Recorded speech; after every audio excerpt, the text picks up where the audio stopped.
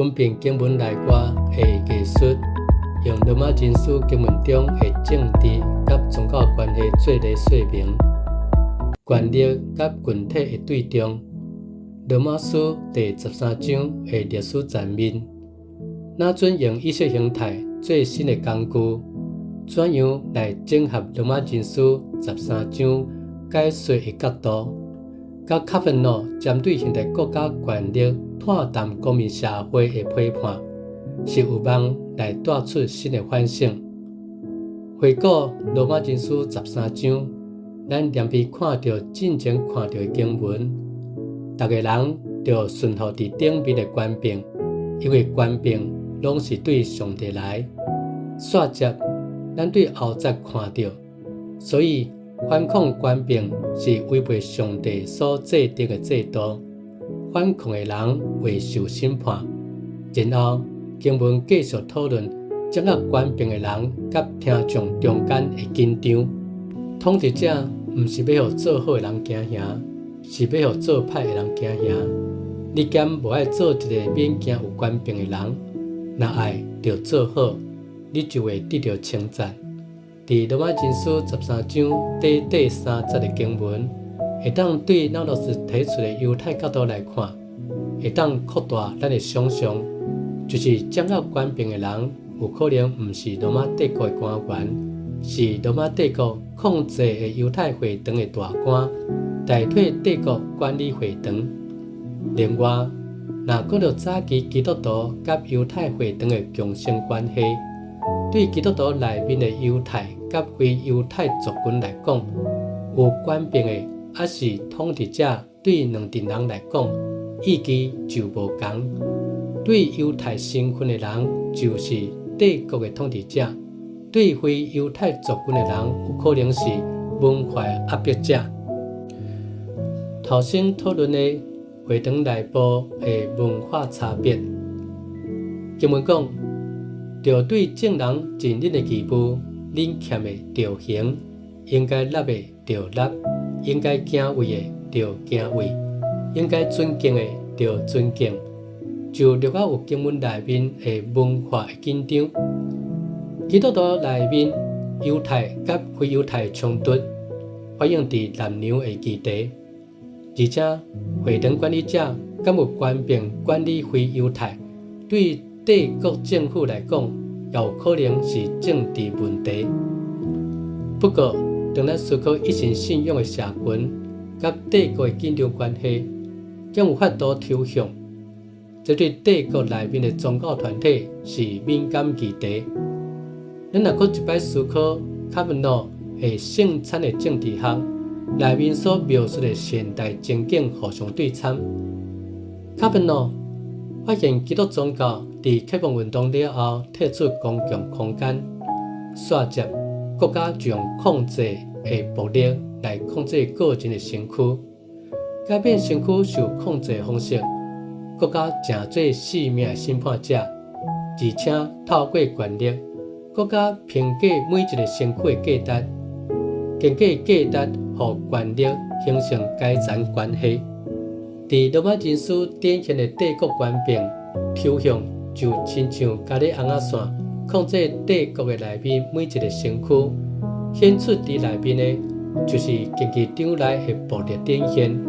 角斗士甲公开处决。公开展现的暴力威胁每一个受帝国支配的身躯，总是伫卡文诺圣餐的政治学重要意义。在地作者认为，基督宗教需要重新找到圣餐的基本精神，也搁互这个精神发展到每一个甲最头的基督结连的身躯，用这来创造一个新的政治关系。对卡文诺这个眼光带来的改变，互每一个基督的身躯，拢无搁再用阶层的关系做运作方式，反倒用肢体之间平等地位做原则。伫最头的基督的中心之外，成做肢体的关系。为顺服到听，保罗的神学反转，伫罗马人书13章，就是经文内做权力关系的反转。互相相爱者以外，绝对毋通欠人什么，因为听别人的已经有完成律法的要求。律法的要求是毋通奸淫，毋通害死人，毋通偷摕，毋通贪心。这个甲其他要求拢包含伫着听厝边亲像家己这句话。听厝边的人袂伤害别人，所以听成全律法。来用卡芬诺的角度来看，甲罗马经书13章这位有权柄的互相来比较，咱会当看到保罗伫罗马经书13章建立的原则，就是掌权者的权柄拢是上帝制定的，而且这位掌权者做上帝册用会堂的管理者，伫上帝权柄下面，伊甲会众是无地位上的差别。伫这段经文更较有意思的是，伊甲利未记19章听厝边亲像家己的对应。保罗面对罗马基督徒的处境是利未记重新奉解释，所以对应抽象这个达到帝国敏感身躯的事件，不论基督徒对应的处境是犹太社群还是罗马帝国，这位上帝册用者在执行帝国律法还是会堂律法方面，就要谨守严责。对于会堂管理的角度来看，基督徒不论因敢有犹太人的身份，基督徒的身躯敢有通受接纳入去帝国还是会堂的实践，种种拢不是单纯的信仰议题，是严肃的政治认同的问题。透过这个角度表现出来，罗马经书13章解说，就会当伫现代基督徒甲国家权力有本质上的冲突的时反映出来，并采取对应的行动。神学家卡芬诺对现代国家的批判，提醒咱用权力的角度分析罗马经书13章是合理的，而且当咱重新减毋是保罗伫内面做结论，安尼。恁在这个时阵是恁应该困醒的时，因为现在比咱拄拄神的时更加接近拯救。暝时已经深，日时特别到，所以咱着脱掉黑暗的行为，穿光明的装备。咱的行为着端正，亲像伫日时在生活，毋通放纵、酒醉，毋通好色、放荡，毋通三更怨妒。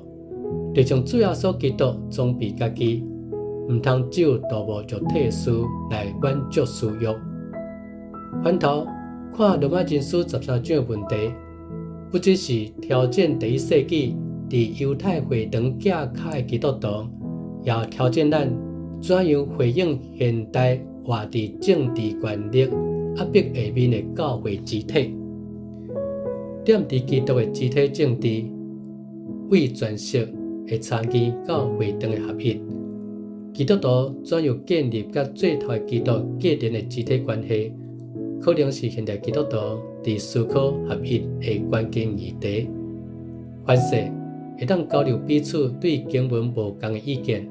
也明白彼此神学解说的义务。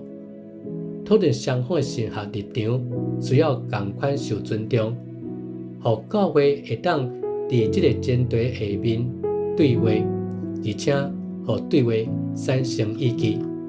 经过改善改革的辩证甲批判，会当重新来思考